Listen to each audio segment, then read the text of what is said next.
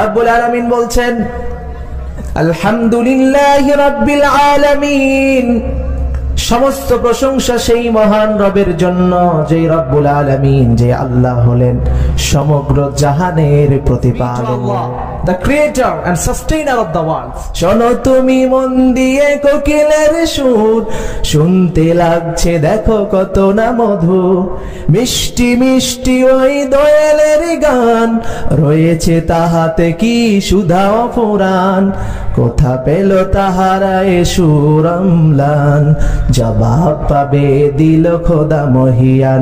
আল্লাহ মহান, আল্লাহ মহান, আল্লাহ মহান, আল্লাহ দাইয়ান ইলাল্লাহি বিইذনিহি ওয়া সিরাজাও ওয়া কমারান মুনীরা।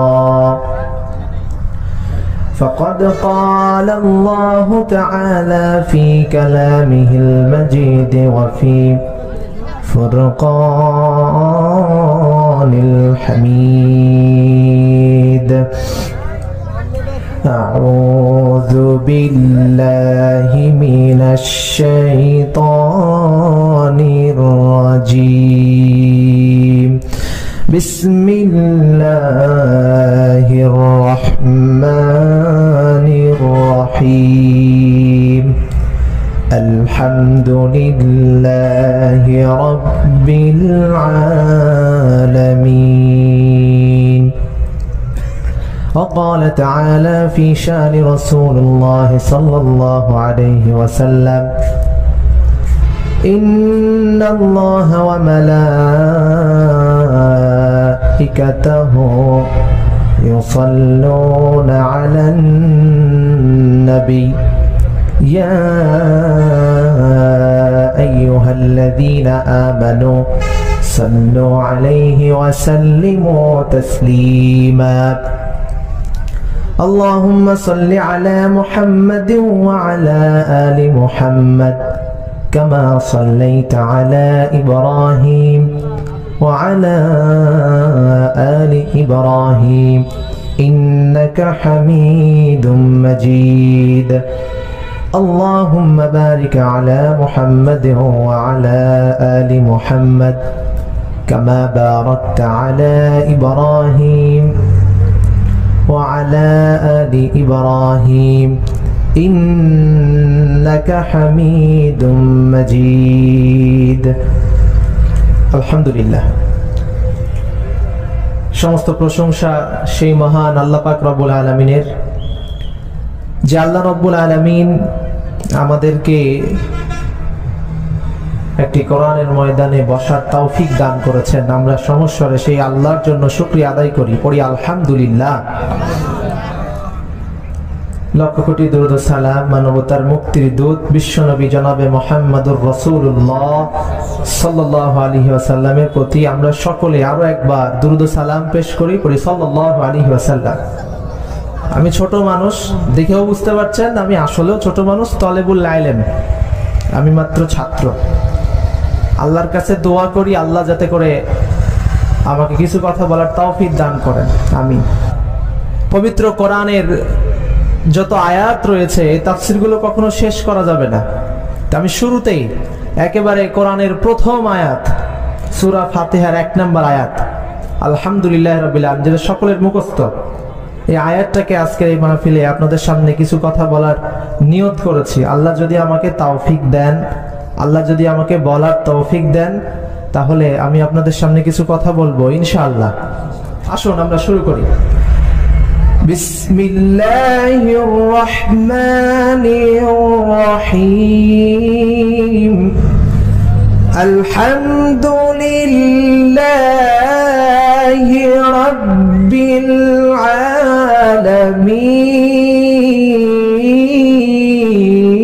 আলামিন। আল্লাহু আকবার বলেন। রব্বুল আলামিন বলছেন আলহামদুলিল্লাহি রাব্বিল আলামিন, সমস্ত প্রশংসা সেই মহান রবের জন্য যে রব্বুল আলামিন, যে আল্লাহ হলেন সমগ্র জাহানের প্রতিপালক। সুবহানাল্লাহ। Praise be to Allah, the creator and sustainer of the world.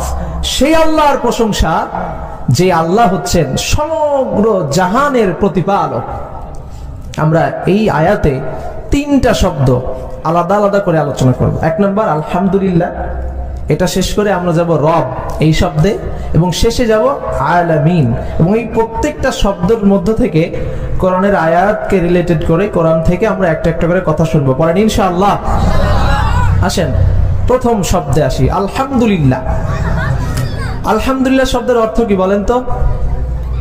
সমস্ত প্রশংসার মালিক কে? আল্লাহ। শুকরিয়া শব্দের অর্থ হলো প্রশংসা, আর হামদুন এই শব্দটার অর্থ হলো প্রশংসা।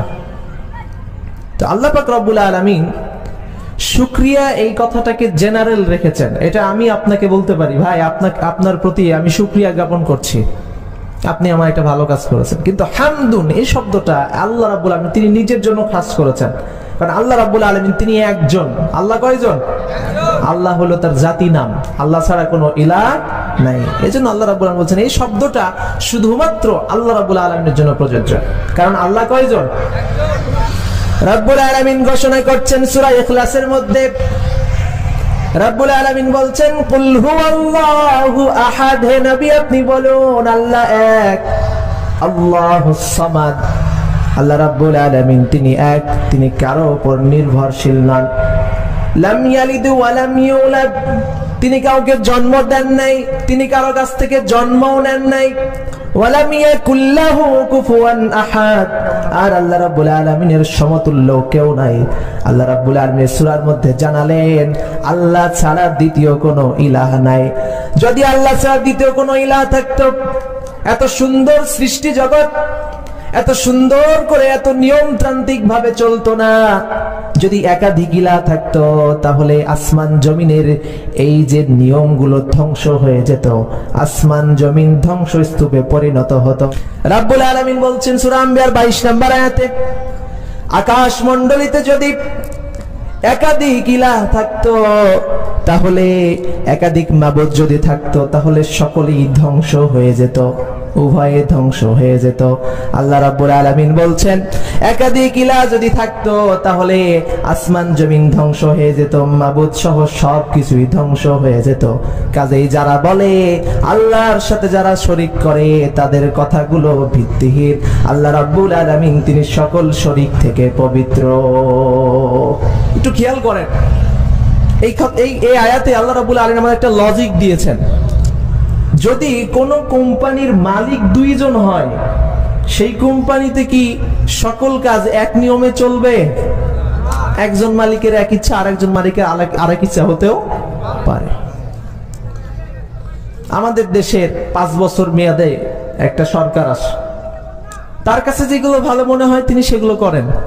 ওই সরকার যখন বিদায় নেয় আরেকজন আসে, ওনার কাছে যদি ওইটা ভালো না লাগে উনি চেঞ্জও করতে পারে। কাজেই যদি একাধিক ইলাহ থাকতো তাহলে তো এই পরিবর্তনগুলো হতো, তাই কিনা? কিন্তু আল্লাহর যে সৃষ্টি জগৎ, আল্লাহর সৃষ্টির যে নিয়মানুবর্তিতা, এটার কি কোনো পরিবর্তন হয়েছে? কখনো দেখেছেন আম গাছে কাঁঠাল ধরেছে? হয়। জাম গাছে বাদাম হয়, লেবুর গাছে আপেল ধরে। যদি একাধিক ইলাহ থাকতো তো একজন আল্লাহ বলতো এই তুই প্রতি বছর এই আম গাছটাতে আমি দিস, এ বছর তুই ওইলা আমি ওইলা, আজকে এই বছর এই আম গাছটা আমি কাঁঠাল দিব, কি বলতো না? মালিক যদি দুইজন হইতো তাইলে ওর ভিন্ন মত একটা হলেও হতে পারতো, কিন্তু এমনটা কি হয়েছে? সূর্য সারা জীবন পূর্ব দিকে উঠে আর পশ্চিম দিকেই ডুবে, কখনো কি এই নিয়মের পরিবর্তন দেখেছেন? না। তার মানে ইলাহ কয়জন? একজন। আবার আল্লাহ রাব্বুল আলামিন সূরা মুমিনুন 91 নম্বর আয়াতে বলছেন যারা বলে আমি আল্লাহ সন্তান গ্রহণ করেছি, তাদের কথাটাকে আল্লাহ রাব্বুল আলামিন ভিত্তিহীন প্রমাণ করেছেন। রাব্বুল আলামিন বলেছেন মাত্তাখাদাল্লাহু মিন ওয়ালাদিন ওয়া মা কানা মাআহু মিন ইলাহিন ইযাল লাযাহাবা কুল্লু ইলাহিন বিমা খালাকা ওয়া লা'আলা বা'দুহুম আলা বা'দ সুবহানাল্লাহি আম্মা ইয়াসিফুন। আল্লাহ রাব্বুল আলামিন ঘোষণা করছেন যদি আমি আল্লাহ কোন সন্তান গ্রহণ করতাম তাহলে আমার ওই সন্তানটা তার শরীক নিয়ে আলাদা হয়ে যেত। পৃথিবীর বুকে আমরা অসংখ্য গুণতে এমন দেখি সন্তান বিয়ের পরে মা বাবার সংসার থেকে আলাদা হয়ে যায়, হয় না? হয় কি হয় না? আলাদা যখন হয়ে যায়, বাসার মধ্যে একটা আলাদা সেপারেট রুম নিয়ে নেয়, অথবা বাড়িটাই ছেড়ে দেয়, এমনটাও হয়, ঠিক না? তাহলে যদি আল্লাহ সন্তান গ্রহণ করতেন, আল্লাহর যদি সন্তান থাকতো, সেই সন্তানটাও শরীক নিয়ে আলাদা হয়ে যেত। আল্লাহ রাব্বুল আলামিন বলছেন, যদি একাধিক ইলাহ থাকতো, একজন আরেকজনের উপরে খবরদারি করত, বলতো তোর থেকে আমি বড়, বলতো কিনা? যেহেতু আল্লাহ রাব্বুল আলামিন বলছেন সবকিছুই একটা নিয়মে চলে, অতএব তারা যে বলে আমি সন্তান গ্রহণ করেছি, তাদের এই কথাটা ভিত্তিহীন। আসমান জমিনে একমাত্র ইলাহ হচ্ছে আমি আল্লাহ। সুবহানাল্লাহ। কোরআন হাদিসকে সাইডে রাখেন, আপনি একটু লজিকে আসেন। যদি একাধিক ইলাহ থাকতো, তাহলে কি এই সৃষ্টি জগতের এই পরিবর্তনগুলো হতো না? একাধিক ইলাহ নাই, একজন আল্লাহ, যার কারণে সবকিছু একটা নিয়মে চলছে। আমরা হিন্দু ভাইদেরকে অসম্মান করি না। গত রাত্রে তাদের একটা পূজা ডুবানো হয়েছে সম্ভবত, এখানে হিন্দু এলাকা আছে না, তাদের দিকেও আমরা কোরআনের উদার আহ্বান, দাওয়াত তাদেরকে অন্য শহরে আমরা পৌঁছে দিতে চাই। আল্লাহ যদি হিদায়াত কপালে লিখে থাকে, তারাও আমাদের ধর্মে আসলে তাদেরকে আমরা মুসলমানদের মধ্যে যারা তখন অন্তর্ভুক্ত হবে, আমরা তাদেরকে স্বাগত জানানোর জন্য সবসময় রেডি আছি, ঠিক কিনা বলেন? তাদের যে পূজাগুলো রয়েছে, 12 মাসে 13 পূজা, মহাভারত আপনারা অনেকে শুনেছেন, অনেকে দেখেছেন, অনেকে পড়েছেন। তখনই যুদ্ধ হয়ে গেছিল, রাবণ, রাম, আরো কি কি আছে, এদের মধ্যে যুদ্ধ হয় নাই? যুদ্ধ হয়েছে কিনা? তখন যুদ্ধ হয়েছে। 5000 বছর এমনি বসে আছে? দেবতাই যদি থাকতো তো ওদের ভিতরেই তো মারামারি লেগে যায়। তো একাধিক যদি ইলাহ থাকতো, তাহলে তো এই মারামারি গুলো বন্ধ হতো না, এটা চলতেই থাকতো। তো দেবতাই যদি মারামারি করে, তো দেবতাদের সৃষ্টিগুলো জমিনে কিভাবে ঠিকভাবে চলবে? সবকিছু নন্দবন্ধ হয়ে যাবে। কাজেই আমরা যদি একটু যুক্তি দিয়ে বোঝার চেষ্টা করি, আল্লাহ সৃষ্টি জগতের দিকে একটু তাকায়, তাহলে আমরা দেখতে পাই আল্লাহর জমিনে একমাত্র ইলাহ হচ্ছেন একজন, আর তিনি কে? আল্লাহ। আল্লাহ ছাড়া কেউ আছে? সাগর, নদী, পাহাড়, পর্বত, আকাশ, বাতাস, সব জায়গার একচ্ছত্র মালিক একজন, তিনি কে বলেন? সাগর, নদী আর পাহাড় বনে পাখিদের গুনগুন গুঞ্জরণে। সাগর, নদী আর পাহাড় বনে পাখিদের গুনগুন গুঞ্জরণে। ভেসে আসে ওই সুমধুর তান, চারিদিকে শোনো আল্লাহর জয়গান। আল্লাহ মহান, আল্লাহ মহান, আল্লাহ মহান, আল্লাহ মহান, আল্লাহ মহান, আল্লাহ মহান, আল্লাহ মহান, আল্লাহ মহান। শোনো তুমি মন দিয়ে কোকিলের সুর, শুনতে লাগছে দেখো কত না মধুর, ঠিক কিনা? কোকিল যখন ডাকে হৃদয়টা জুড়িয়ে যায়, কত সুন্দর ডাক। এই ডাক, এই সুর তার কণ্ঠে দিল কে? আল্লাহ। শোনো তুমি মন দিয়ে কোকিলের সুর, শুনতে লাগছে দেখো কত না মধু। মিষ্টি মিষ্টি ওই দোয়েলের গান, রয়েছে তাহাতে কি সুধা অফুরান। কোথা পেল তাহারা এ সুর অম্লান, জবাব পাবে দিল খোদা মহিয়ান। আল্লাহ মহান, আল্লাহ মহান, আল্লাহ মহান, আল্লাহ মহান। বলেন বলেন, আল্লাহ মহান, আল্লাহ মহান, আল্লাহ মহান, আল্লাহ মহান, ঠিক কিনা? একমাত্র মহান একজন, তিনি কে? আল্লাহ।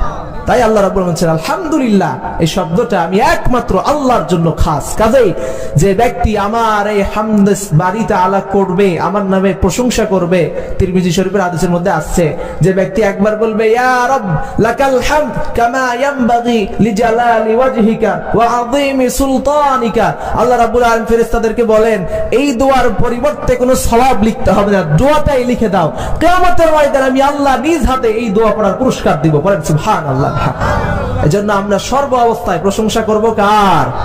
তাহলে একটু গলাটা ছেড়ে একবার প্রশংসা করে বলি না আলহামদুলিল্লাহ। প্রথম শব্দ শেষ, এবার আসেন দ্বিতীয় শব্দ রব। রব কাকে বলে?